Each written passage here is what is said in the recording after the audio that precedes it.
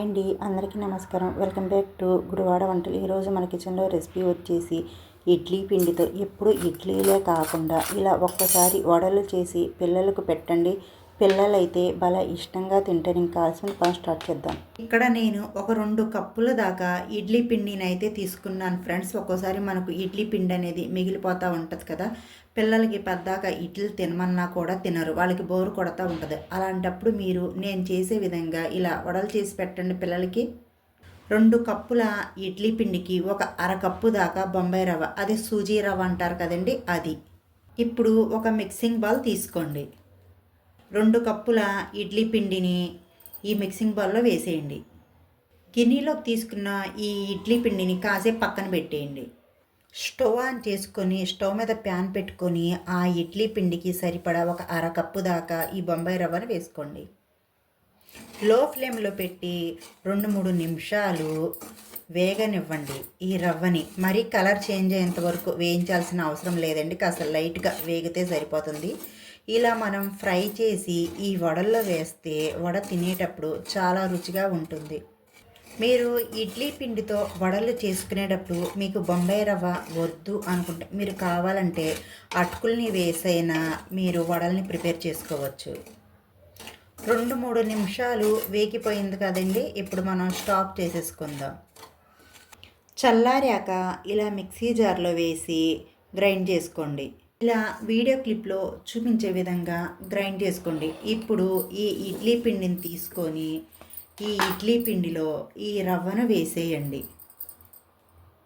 ఈ రవ్వ అంతా ఈ ఇడ్లీ పిండిలో కలిసే విధంగా బాగా కలిపేసుకోండి. ఇలా కలిపేసిన ఈ రవ్వని ఒక 10 నిమిషాల పాటు మూతను పెట్టేసి మనం నానబెట్టుకుందాం. 10 నిమిషాల తర్వాత అయితే చూపిస్తున్నాను ఫ్రెండ్స్. చూడండి పిండి అనేది ఎంత గట్టిపడిందో. ఇందులో ఉన్న నీళ్ళను పీల్చుకొని పిండి అనేది గట్టిపడుతుంది. ఇప్పుడు మనం 1/2 టీ స్పూన్ దాకా జీలకర్ర, సన్నగా తరిగిన పచ్చిమిర్చి, 2 పచ్చిమిర్చిని సన్నగా తరిగి వేసుకోండి. ఇప్పుడు కొద్దిగా కరివేపాకుని ఈ విధంగా కట్ చేసి వేసుకోండి. ఇప్పుడు అల్లంని చిన్న చిన్న ముక్కలుగా ఇలా కట్ చేసి వేసుకోండి. ఇప్పుడు ఒక ఉల్లిపాయని ఈ విధంగా సన్నగా కట్ చేసి వేసుకోండి. నేను ఆల్రెడీ దోసపిండితో వడల్ని ఎలా ప్రిపేర్ చేయాలో ఒక వీడియో అయితే పోస్ట్ చేశాను ఫ్రెండ్స్. మీకు కావాలంటే ఆ వీడియోని మన ఛానల్లో ఉంది, వెళ్ళి చూడొచ్చు. ఇప్పుడు రుచికి సరిపడినంత ఉప్పు. ఇడ్లీ పిండి బియ్య పిండితో కూడా వడల్ని చేశానండి, ఆ రెసిపీ కూడా మన ఛానల్లో పోస్ట్ చేశాను. మీరు కావాలంటే మన ఛానల్లోకి వెళ్ళి చూడండి. ఒక్కసారి అన్నీ ఈ విధంగా కలిపేయండి.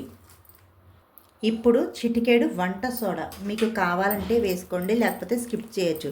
ఇప్పుడు ఈ పిండిని ఒకే డైరెక్షన్లో కలుపుకోండి.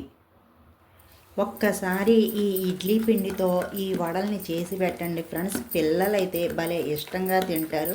కాస్త ఫ్లఫీగా వచ్చేలాగా ఈ విధంగా కలిపేసుకోండి. చూడండి, ఈ విధంగా ఒక 2 నిమిషాలు మనం కలిపేసుకున్నాం కదా. మనం వడలు వేసుకోవడానికి మన పిండి అనేది రెడీ అయిపోయింది కదా ఫ్రెండ్స్. ఇప్పుడు మనం డీప్ ఫ్రైకి సరిపడినంత ఆయిల్, ఈ ఆయిల్ని వేడవనిద్దాం. ఆయిల్ హీట్ అయింది కదండి. ఇప్పుడు మనం ఆయిల్ హీట్ అయ్యాక ఈ విధంగా చేతిని తడుపుకొని ఇప్పుడు ఈ పిండిని కొద్దిగా తీసుకోండి. ఈ విధంగా రౌండ్ బాల్ లాగా చుట్టుకోండి. మీకు చేత్తో వేయడం కుదిరితే మాత్రం ఈ విధంగా చేత్తో వేసేసుకోండి ఫ్రెండ్స్. మధ్యలో ఇలా హోల్ పెట్టుకొని, లేదు మాకు చేత్తో చేయడం రాదు అనుకుంటే మనం టీ వడపోసుకునే స్ట్రైనర్ ఉంటుంది కదండి, దీన్ని కాస్త ఈ విధంగా తడపండి. ఇప్పుడు కొద్దిగా పిండి ముద్దను తీసుకొని దీని మీద పెట్టి ఈ విధంగా ముందు చెప్పాను కదండి, ఒక హోల్ పెట్టుకోమని, ఈ విధంగా హోల్ పెట్టుకోండి. ఇప్పుడు దీన్ని ఆయిల్లో వేసుకుందాం. స్లోగా ఈ వడని ఈ విధంగా ఆయిల్లో వదిలేయండి. అన్ని వడల్ని ఇదే విధంగా వేసుకోండి. మీడియం మంట మీద పెట్టి వేసుకోండి. వేయగానే కలపకుండా కాసేపు ఇదే విధంగా వదిలేయండి.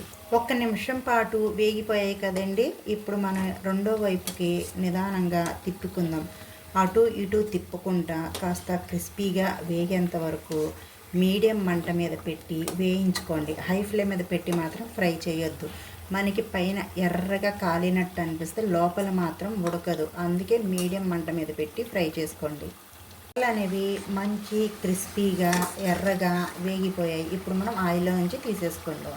మిగతా వడల్ని కూడా ఇదే విధంగా ఆయిల్లో వేసి ఫ్రై చేసుకోండి. ఈ పిండి వడల కాంబినేషన్కి టమాటా చట్నీ కానీ పల్లీ చట్నీ కానీ మీ పిల్లలకు నచ్చిన చట్నీతో ప్రిపేర్ చేసి పెట్టండి. ఎంతో రుచిగా ఉండే ఇడ్లీ పిండితో వడలు రెడీ. మీకు కనుక రెసిపీ వీడియో నచ్చినట్టయితే మా వీడియోకి ఒక మంచి లైక్ ఇచ్చి మీ ఇంట్లో ట్రై చేసి ఎలా కుదిరిందో కామెంట్ సెక్షన్లో కామెంట్ చేయండి. ఇలాంటి మంచి మంచి రెసిపీ వీడియోస్ కోసం మా ఛానల్ని సబ్స్క్రైబ్ చేసుకోండి. పక్కనున్న గంట సింబల్ని యాక్టివేట్ చేసుకోండి. Bye friends, thank you for watching.